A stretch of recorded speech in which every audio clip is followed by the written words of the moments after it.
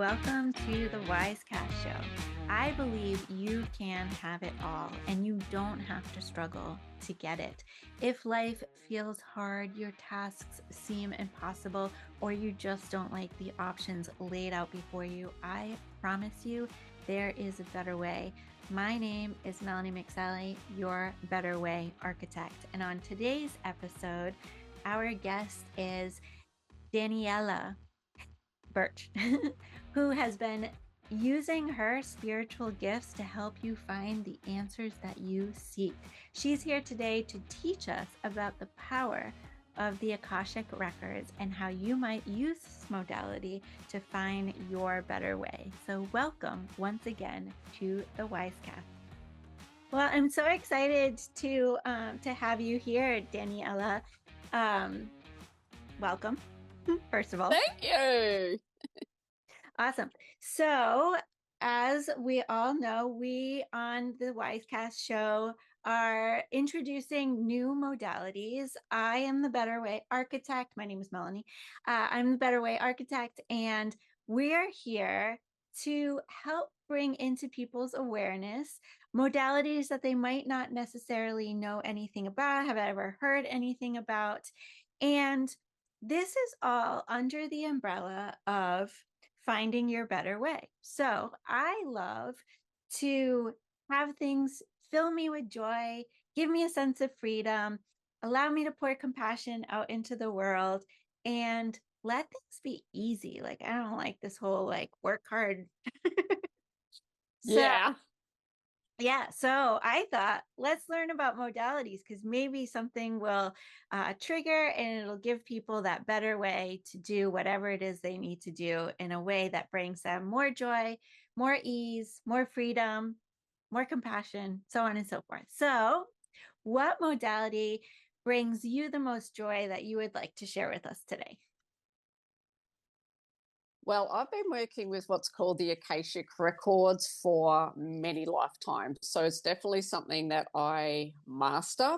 And your Akashic Records is like your own spiritual library or internet.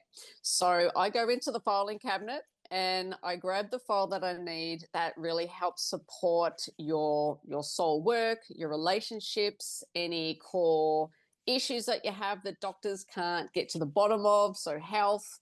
And to me, it's one of the most beautiful ways to understand yourself because we're looking at your past life history, who you've been, your gifts that you've mastered.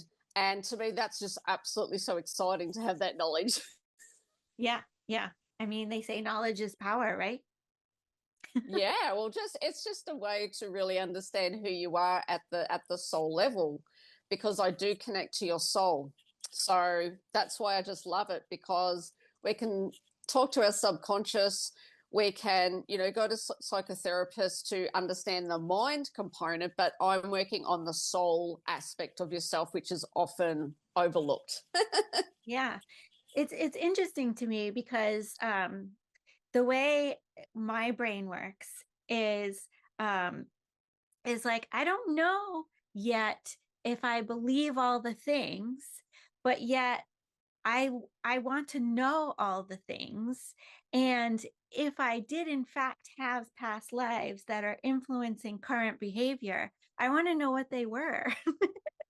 And so it's this interesting Yes. dynamic for me because I'm like, I don't know if I believe, but I want to know. And the curiosity piece is the most important thing for me, because, yes, we've been heavily programmed to not understand that we are a soul that's had multiple lifetimes, and we want to believe, well, this is their only lifetime. So, yes, when you first open the door to the possibility, it's really exciting, and it's important you come from that curiosity piece 100%. Awesome.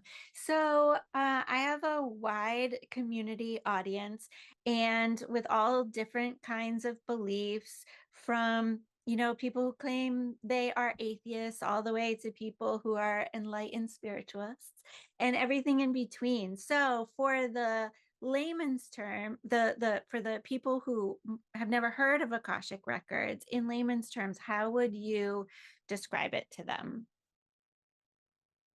basically the way that I said it. So if we come from a scientific point of view, right, like everything is God creation to me. Like it doesn't matter whether it's a tree, a bird, a human being, like we all have a consciousness.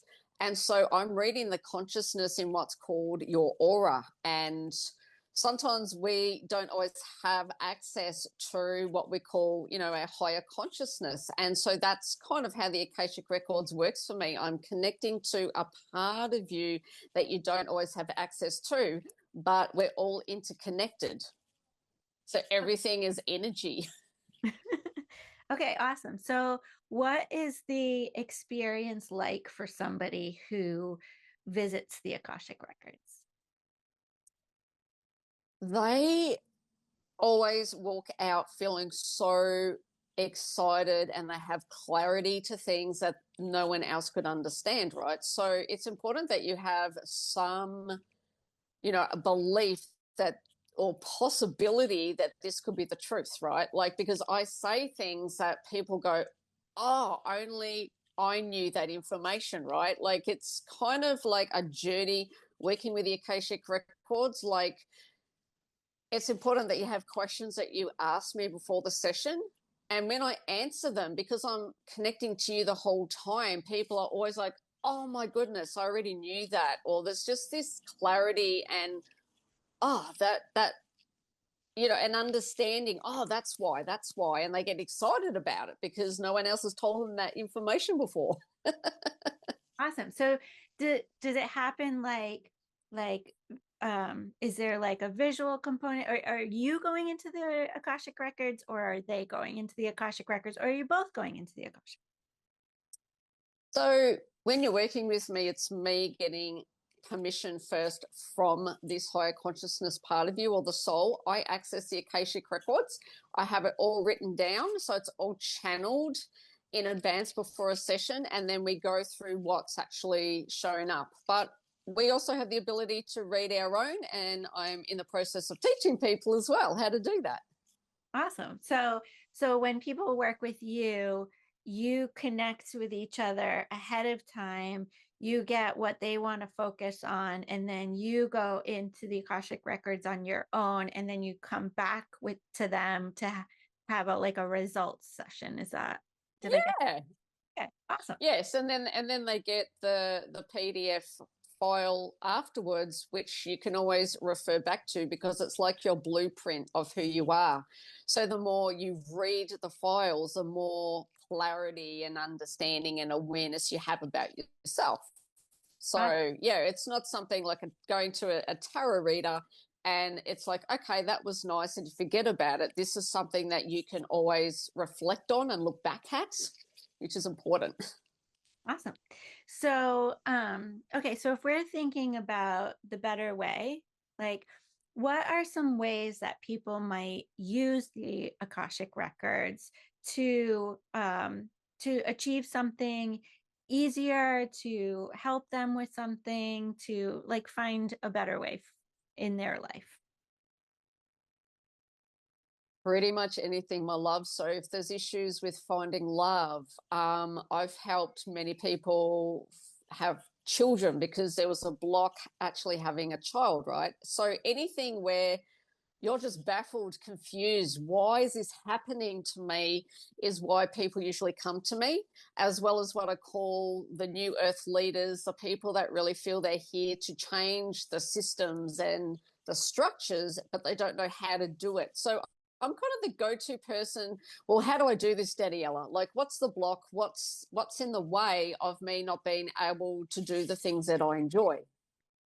Awesome. So Yeah, so pretty much anything.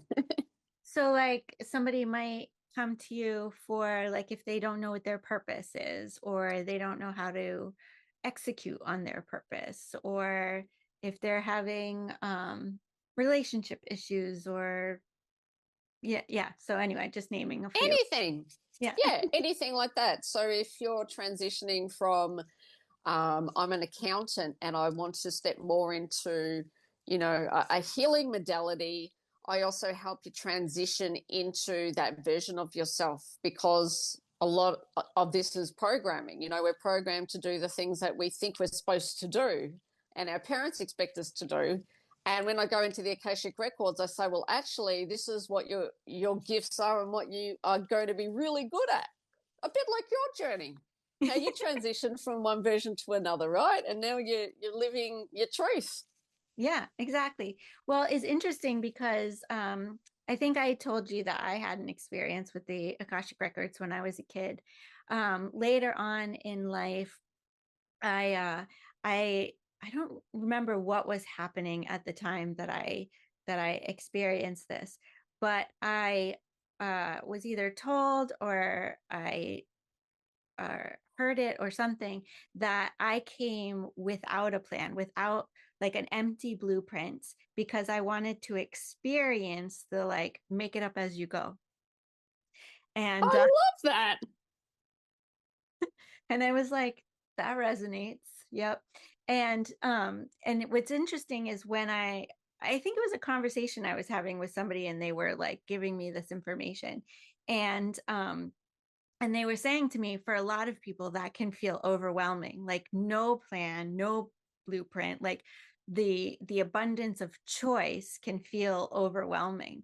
And so I've often experienced wanting to like go to the Akashic Records to gain clarity of like, is this what I'm supposed to do? Is this accurate? Is this what I'm supposed to do? You know, just kind of Yes. like, because you have so many options. So it's like, well, which one's the best one to choose? Yes, that's a really good point. And especially if you've been, again, if you're open to this, a soul who's had many lifetimes and many experiences, it's kind of like a smorgasbord when you come to Earth. Well, what can I do this time that's different that I can, learn this modality or, yeah, exactly. So it's good to have that open slate, isn't it? Blank canvas. Yeah, yeah. Yeah, I love that. So we don't have the same accent. just No, just no, saying, we don't. just pointing out a fact here. So where are you in the world? So I'm currently in Melbourne, Australia, and like yourself, I'm a nomad, and I like to travel to different countries and see different cultures, and yeah, I get fascinated by that as well when it comes to the Akashic Records and um, going to places that I know my soul has lived in before is sometimes really helpful. Awesome. So tell me a little bit about that. Like it must be you must like connect with the energy of the space and what's that experience like to like know you've lived there in a past life? Well, I'm going to share something that again might confuse people, but one of the main lifetimes that I had was Catherine of Aragon, who was married to Henry VIII. I was his first wife. And one of the last times I went to the UK, I was drawn to the cathedral where my body still laid. And of course, you know, you sit there and go, oh, Daniela, don't be ridiculous. You haven't been a queen. You know, that's just arrogant. But when I actually was walking into the cathedral, I was so overwhelmed with emotion because my soul finally, it was like I had to bring a piece of me back from that lifetime because she was actually interfering with me in this reality.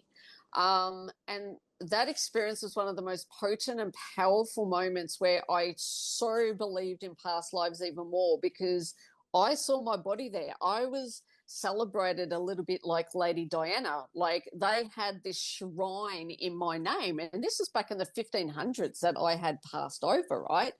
And yeah, sometimes we need that integration where and acceptance that that's what happened to us in that reality. Um, yeah, so to me that was a story I like to share because people want to they want to understand, well, what's that experience like when you actually know who you are and you go visit yourself. Yeah. Well, actually I have a different like curiosity in that I'm thinking about my community and like the types of people that engage with me and ask me questions.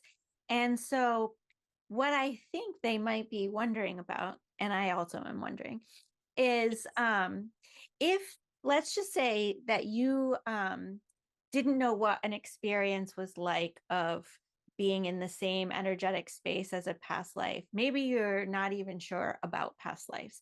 And you went to see this shrine of essentially yourself. What what do you think it would feel like if you didn't know that was you? A lot of the time you just feel either really excited where you are, like there's just a familiarity, there's something that triggers, like it might be you just start crying for no reason, or you put your hand somewhere and there's just like this remembrance. That's usually the experience that people have, and they don't understand why they're drawn to certain places. Like they might be like, I just feel really at home here, but I don't know why. Again, that could be you've gone to Egypt and to the tombs and you're like, why does this feel familiar to me? And that's the same with a soulmate or someone that we've met before in another reality. It's like, I just know you. I just know I've been here before. It's that kind of thing. But a lot of the time there's some kind of emotional release as well, and you'll just cry for no reason. I've had moments where I've been in a new city or a city that I haven't been to before, and I just recognize everybody. Like I feel Mm. like I know you, I know you, and I know you, and I know you, and I just like feel like I'm spotting people I know everywhere. And it's a little unnerving because you're like, I can't possibly know all these people, you know. Um, and I'll say something and people will call me crazy, and that's fine, whatever. But I feel like there's something there, but I don't quite know what it is. Do you? And that's okay, because we have what I call spiritual amnesia before we come to earth. So that's why a lot of people go, well, I don't remember this, Daniela. Like, I don't believe you, because we're literally wiped, memory wiped before we come to earth. But these are the sort of experiences that you're sharing with me, is what can happen. Like, why do I feel like I know these people, or this just feels like familiar to me? 100%. Okay, so you do you practice in any other modalities? So I work a lot with the crystal realm as well.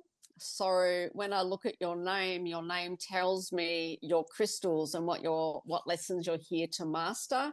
So that's always exciting for people too. They go out and buy the crystal, they start working with it. But yeah, in my, I guess, high end readings, I like to explore that as well. So again, see it as numerology, human design, astrology. Like, it's just another way for you to understand who you are. Because when we go into that exploration, it's fun. It's exciting. We're like, oh, what do the numbers mean? And what does being a Sagittarius mean? Or, what's my human design? It's it it's all about curiosity, isn't it? That's how I see it. It's interesting to me because I like to know all the things. So I buy all the things that tell me all the things about me. And I Yeah. also have an aversion to be put in a box. Yes. You can relate. Yes. Um, Yes, totally. and what is so fascinating to me is every single box, every single like human design, Enneagram, all the things, they all tell me that I'm the anomaly, that I cannot be put in a box. And I'm like, yep, that's me. Well, yeah, it's interesting because in a lot of astrology, it says the same thing about me. Like, I don't like conforming, I feel different. And when you look at the other aspects of ourselves, it all lines up, doesn't it? But again, it's exciting to have that information, but it doesn't mean we have to live in the frequency of the shadow of these things, right? Like, as an example, my shadow crystal is amber, which is all about laughter. But if I'm in the shadow, I'm going to be sitting in depression or anxiety. Do you know what I mean? It's good to have the knowledge, but it doesn't mean that we have to think about it all the time. Am I in my shadow today? Like, oh, this is what's going on in the planets. Like, is this how I'm meant to feel? Like, absolutely not. It's just an awareness of what may be going on under the surface. Yeah, for sure.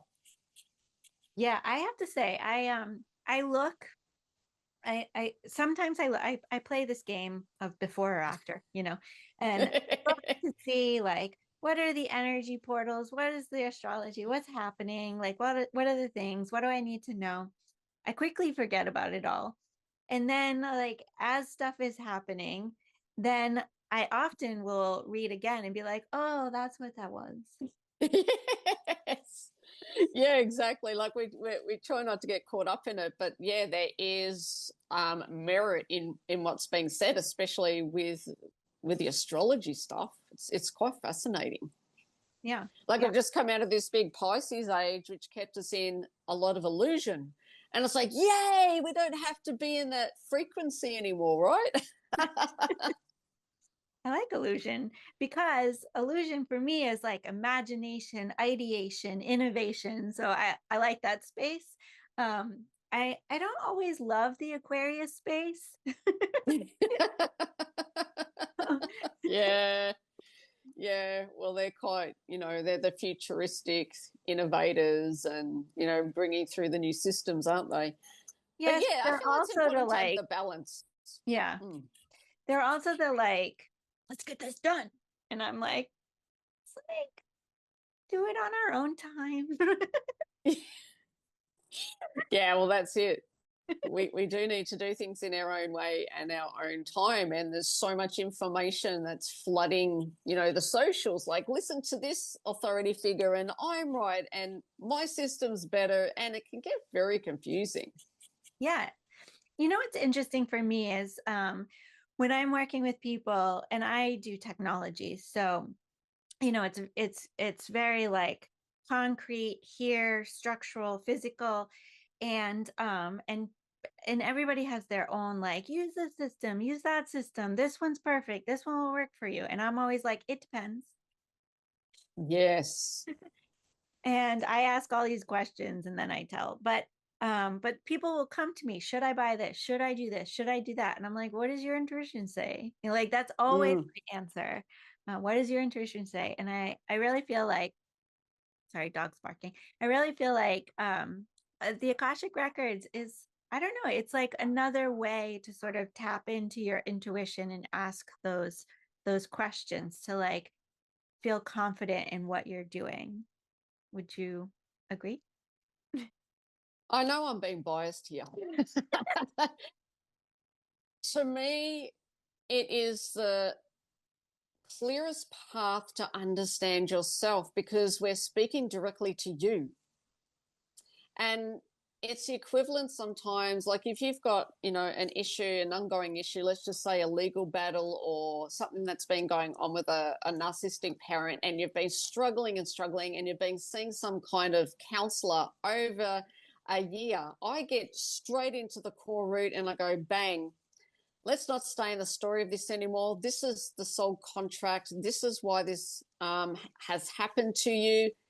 It's about you learning forgiveness and compassion and acceptance with this situation instead of looping around for years and years in the same consciousness. Because to the soul, everything's neutral. The soul doesn't see your life as negative or positive. And so when you have that information and you're like, this is why this has happened, then you can start to let it go. I just love it. So now I'm biased because you're speaking my language of a better way. So if somebody is like, why did this happen to me? Um, you know, the age old, like, if there was a God, why would he do this? That kind of situation. Um, Yeah. Also, okay, so let's take some real examples. Like, I started a business or somebody started a business and they're working really hard and they're on their path and purpose and they're serving and they're not feeling the abundance. Would they come to you? All of those sort of things, 100%. Get to the why, get to the core root. What is the block? Like, what has happened? Because a lot of the time it's nothing to do with this reality. Like, we can look at inner child stuff. We can look at what's happened as a child and the beliefs that you took on from the parent. We can look at the nervous system and what you took on in the womb. All of that is relevant. And sometimes it's a past life trauma that you're still sitting in, and you don't feel safe to be in your power. You don't feel safe to hold on to large sums of money because there's been a lot of loss. So again, it's getting to that core root and like, well, what has happened? Because I feel like a lot of people say I feel like I've been cursed. Yeah. Maybe you Yeah. have. Well, that's right. And so it's kind of understanding, well, what's the belief sitting in the subconscious, to now we can change it where I do feel trusting of myself to take that direction. And a lot of it is around money and trauma around our power. Yeah.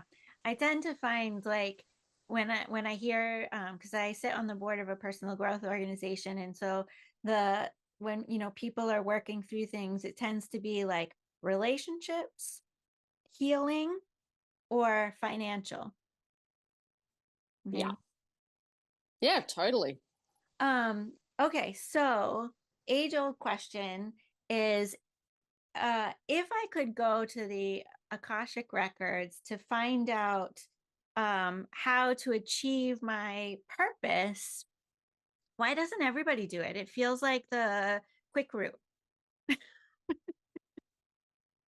Well, as we were saying the other day, like we are in different timelines now and we get to choose the reality that we really want. So, yes, we might be on a trajectory. These are the things that our soul chose before we came to Earth. We chose our parents, we chose the career, we chose the lessons. And now we're on a trajectory where we get to choose something that may be even better, right? So it's like what you were saying before, like we do have free will as a soul.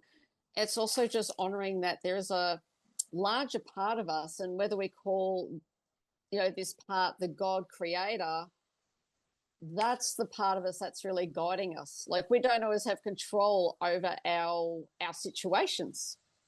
And when we kind of want to blame God and why is God done this to us, like it's important that we take that responsibility for the planet. Like we've all created this reality. Like it's not God's fault. The thoughts and the decisions that a human has chosen. We don't have control over how people treat us sometimes. Okay, yes. Yes. Does that answer the question? Well, I went on a bit of a tangent. It answers a different question of like path and purpose and free will and things like that. But let's just say like, okay, so I'm creating a community. This is just an example. I'm creating a community and I want to serve on a massive scale. Me personally, I tend to sabotage my own success. This is a pattern of mine. And so like I could see, coming to you and having a conversation of why do I sabotage my own success? Or what I'm trying to get after is like, what are the exact steps I need to take to achieve success in this community?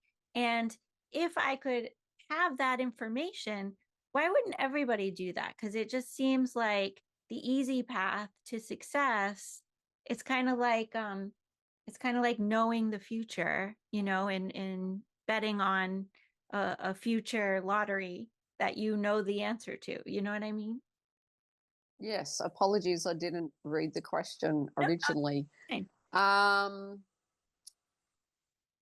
The honest answer is people need to be ready, first of all, to hear that.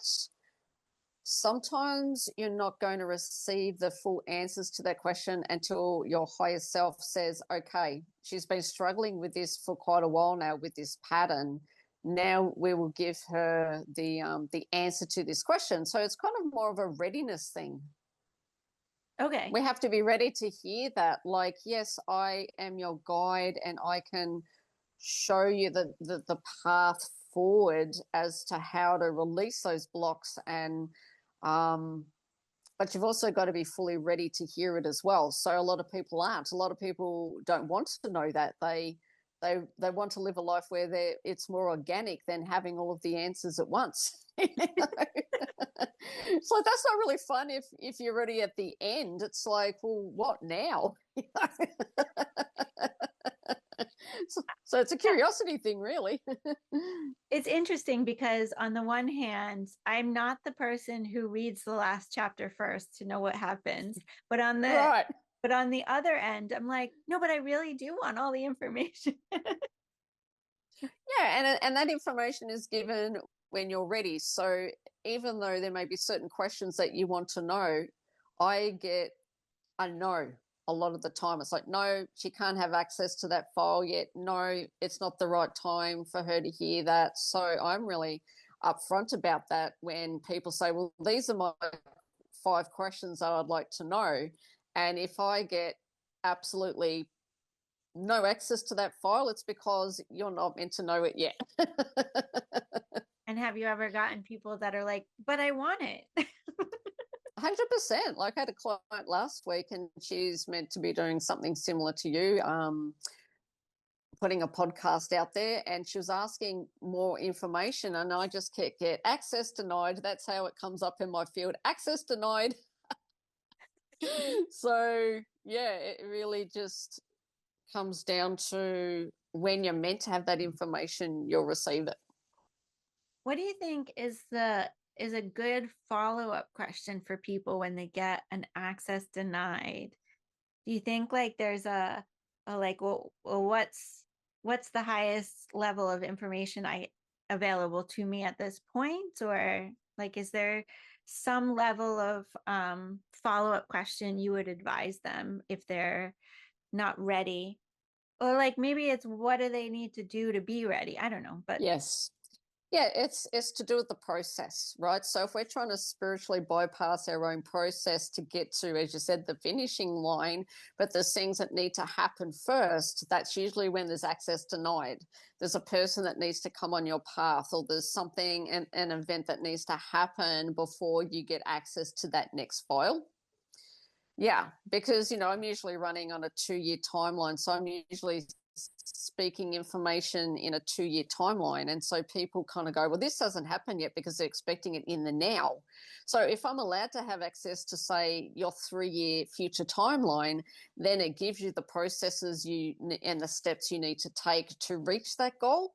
But I can't give you the goal until those other things have sort of happened first. yeah, because what if you change your mind or do something completely different? Yeah, and sometimes when you have that knowledge in advance, you try to control things as well. And that's usually what shows up from the higher self. It's like, no, she can't have access to this yet because she needs to sit in the present moment and what's going on in the now instead of worrying about the future timeline. Well, the little toddler in me is like, I want it now. I understand. I really do. But that's the thing. Like, if we don't like processes and we want things instantly, then that's part of the lesson that you're here to master. So you mentioned earlier, like sort of coming to this planet with amnesia. Was that your experience? Like, when did you start to become aware that you had past lives and you did this in past lives? And tell us a little bit about your story. Again, I'm very aware of your audience, so I'll keep it toned down. Let's just say I started my journey in my early 20s. So yes, I got the calling that I am a psychic worker. I'm a healer, and I went and did lots of courses to really master the abilities. And the thing is, like, we are already psychic. However, I needed to have protocols and processes before I could sort of do this life's work. And then I discovered the Akashic Records up to 13 years ago. That was something that I specialized in, and that was an awakening that I went through to have that access. I then discovered soulmates. What's a soulmate? What's a twin flame? And I wrote a book about it, and I went on a journey of really understanding who a soulmate was. So that's That's a modality that a lot of people have sort of come to me in my earlier years. I was really known for being the soulmate expert, but now I sort of, yeah, I like to sort of just specialize more in the Akashic field, and help the light workers, the ones that really feel they've got a gift and they want to nurture that gift. But yeah, that's kind of like my background, the simplistic version.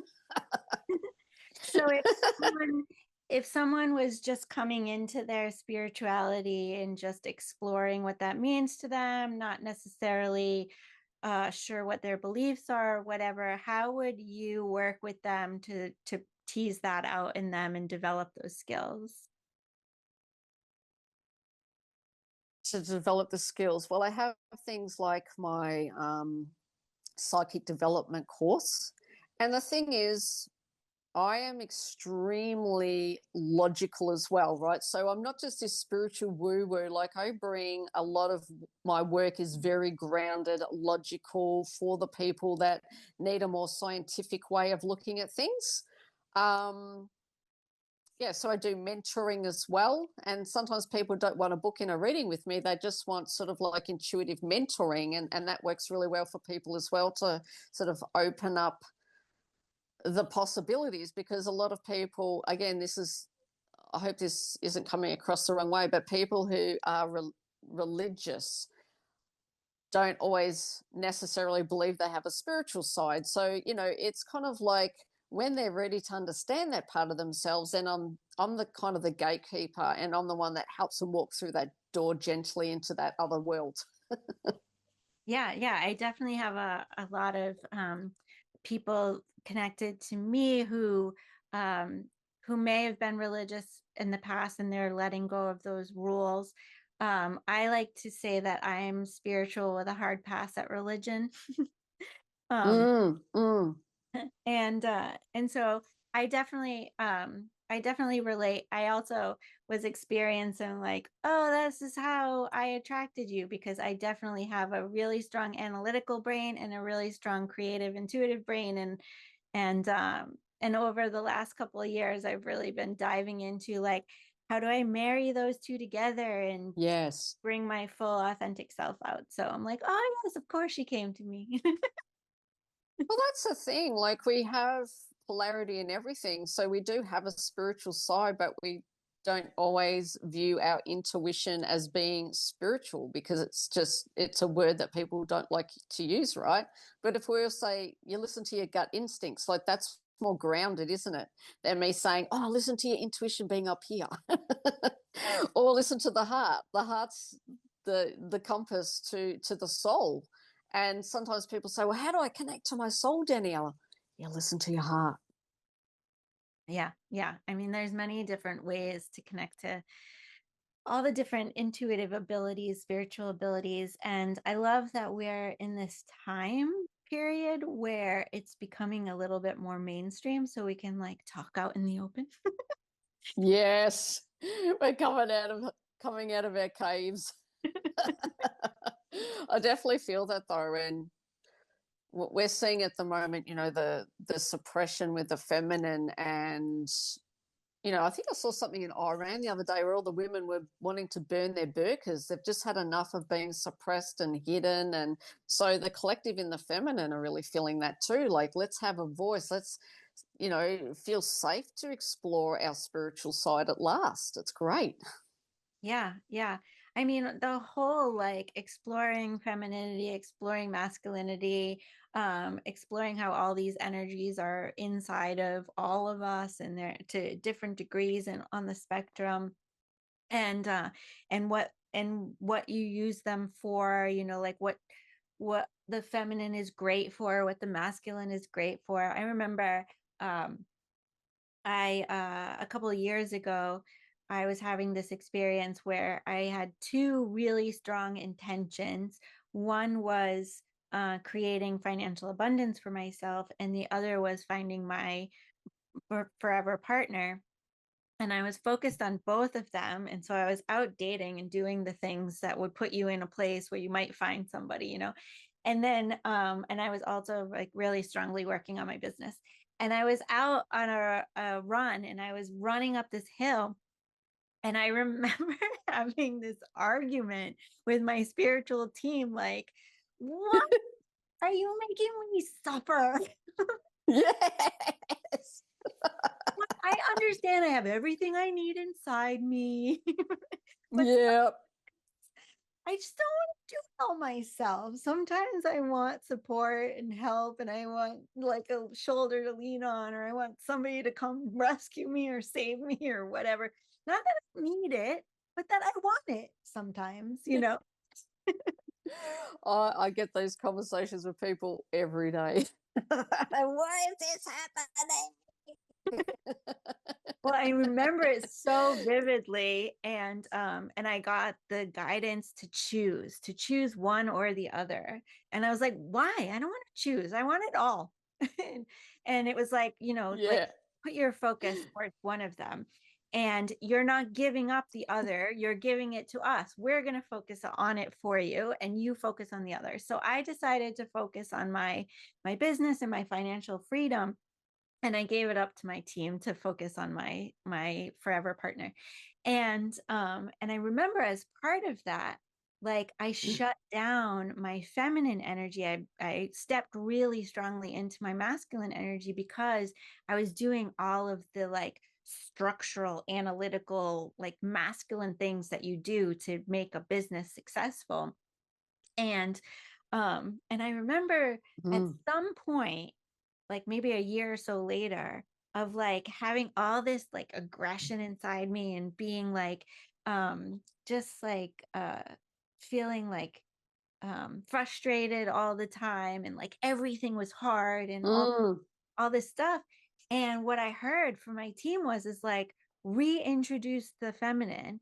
And I actually had this dream of this Mm. feminine who was inside me, trapped in a glass box, and she was like, let and she was like pushing on the glass box.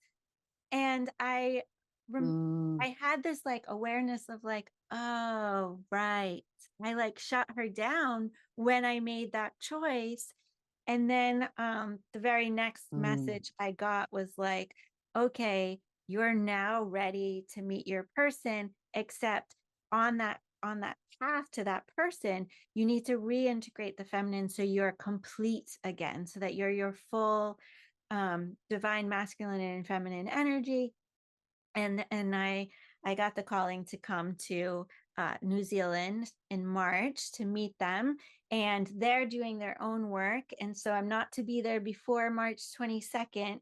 And as you asked me the other day, I don't know where I'm supposed to meet them. I don't know who they are. I don't know how we're going to meet. I don't know any of that. All I know is I'm supposed to come to New Zealand after March 22nd, and all these synchronicities keep happening, and you and I connecting was one of them, because I'm like, of course you're from New Zealand.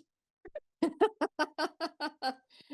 and that's the thing. Like when we aren't controlling our reality and we're just sitting in the trust, that's when everything opens up, 100%. And I'm always teaching people that as well. Like, where's my soulmate? Why is this happening? And I'm like, your soul's got this sorted. Your team's got this sorted. Like the more that you try to push it before it's time, like it's not going to go the way that you want sometimes.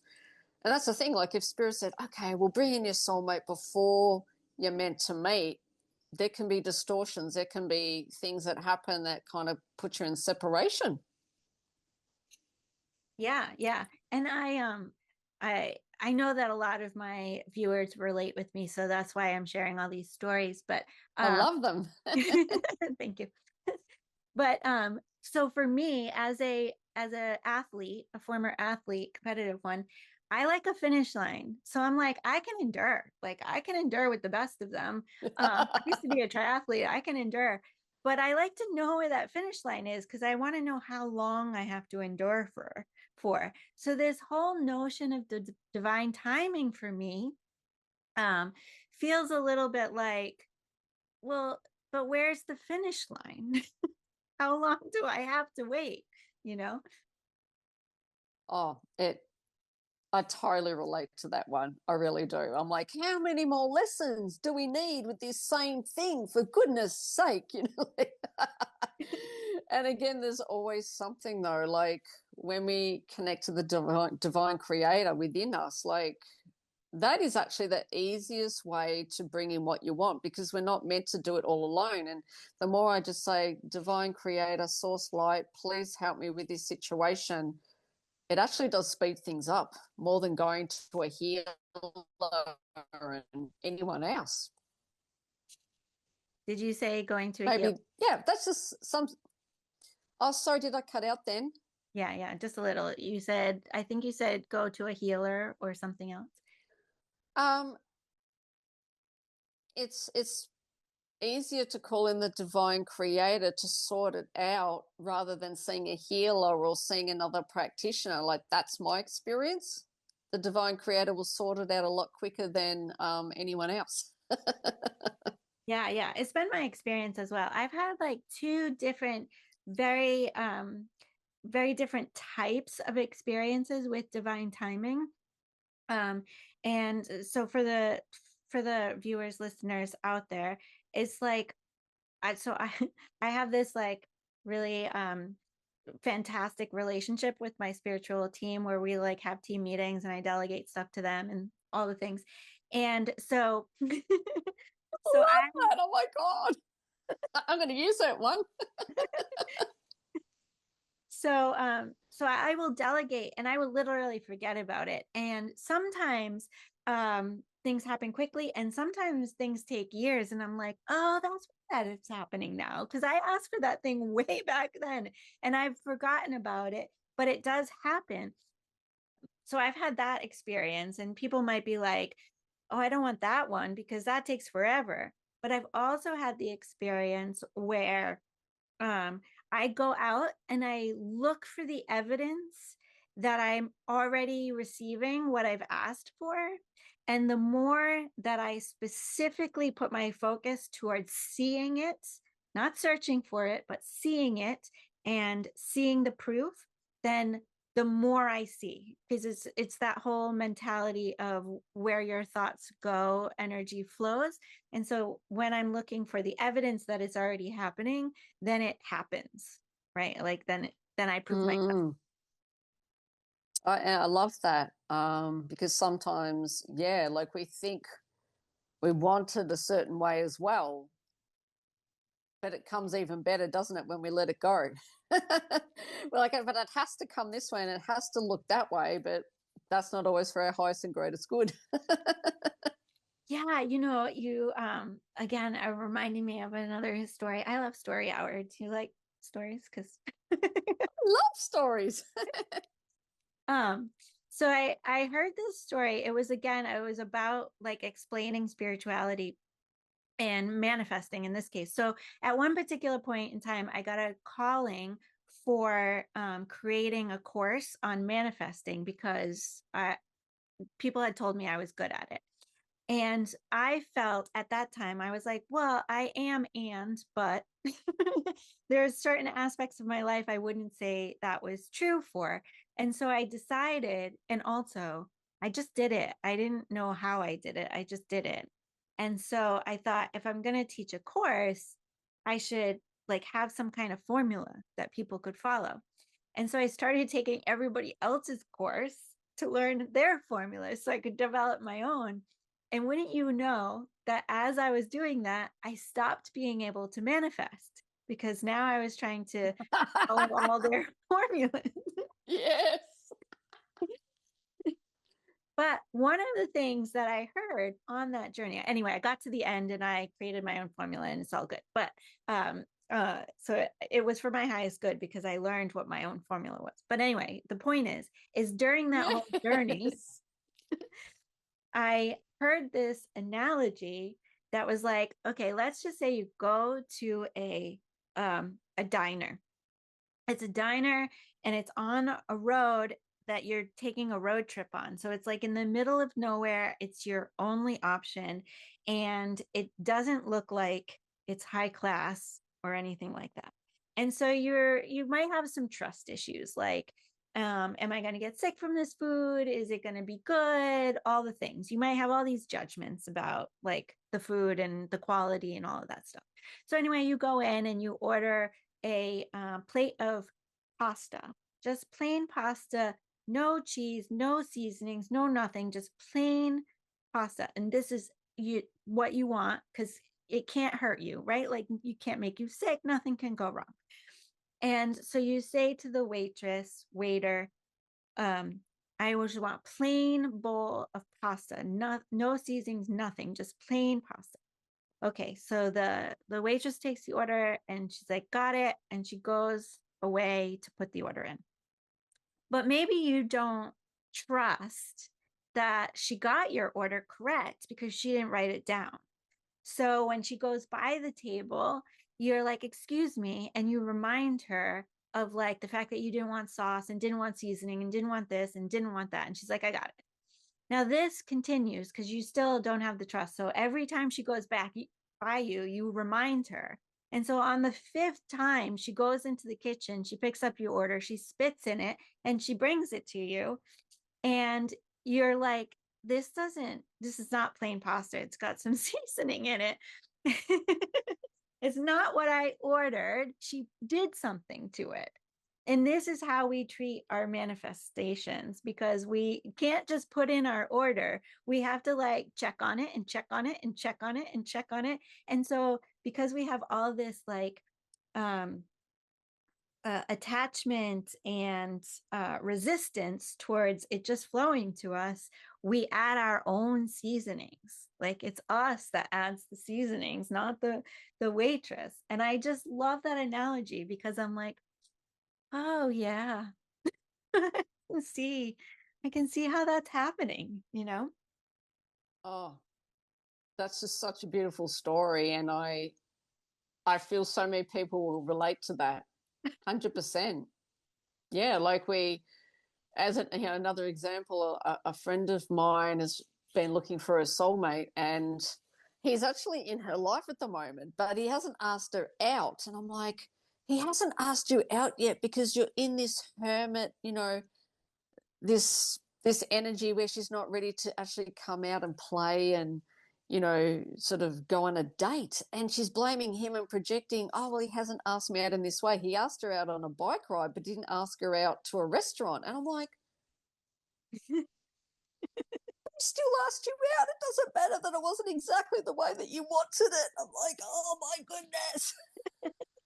Meanwhile, that bike ride would have been like the wind and the sunrise and the birds chirping. It would have been glorious. It would have been better than she could have imagined. I know, and that's the thing. Like we're just so fixed on this is how it has to look. So I love that story that you shared. So true though. Yeah. So when so people ask me all the time of like, oh, when you put in your request for your life partner, what did you say? I'm like, I didn't say anything. They know what I want.